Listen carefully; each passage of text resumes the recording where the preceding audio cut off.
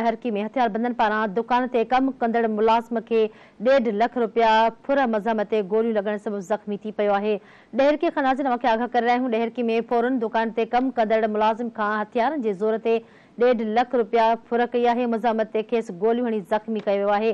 ॾहरकी में लोहे जे दुकान ते कम कंदड़ मुलाज़िम ज़ैन राजड़ बांडी ते बीठल हुयो। ख़बर खे पिया त खेसि फौरन हथियारनि जे ज़ोर ते फुर कई आहे ऐं खेसि ज़ख़्मी करे विधो आहे।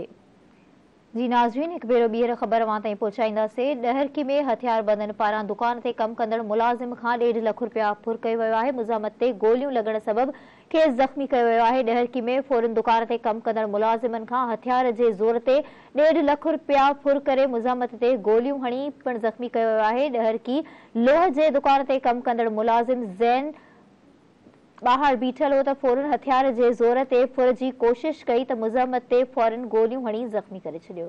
बिल्कुलु नाज़रीन, खे आगाह करे रहिया आहियूं। ॾहरकी में फौरन दुकान ते कम कंदड़ मुलाज़िम खे हथियारनि जे ज़ोर ते 1.5 लाख रुपया फुर कई आहे। इन हवाले सां धरती टीवी न्यूज़ जो रिपोर्टर काज़ी अगनशर लाइन ते मौजूद आहे। जी काज़ी अगनशर, वधीक कहिड़ा तफ़सील आहिनि, आगाह कजो।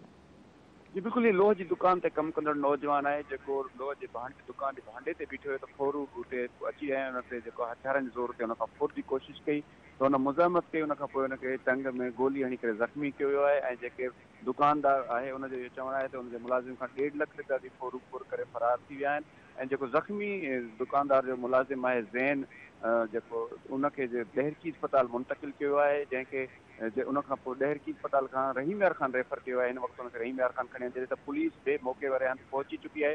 पुलिस जो चवण है तो जो दुकानदार है उनकी निशानदेही से जो फोरू आहिनि उन्हनि जी गिरफ़्तारी लाइ मुख़्तलिफ़ जगहनि ते नाकाबंदी कई वई आहे ऐं उन्हनि खे जल्द गिरफ़्तार कियो वेंदो। ठीकु आहे काज़ी अगनशर, वरी महिरबानी, तफ़सील ॾिना।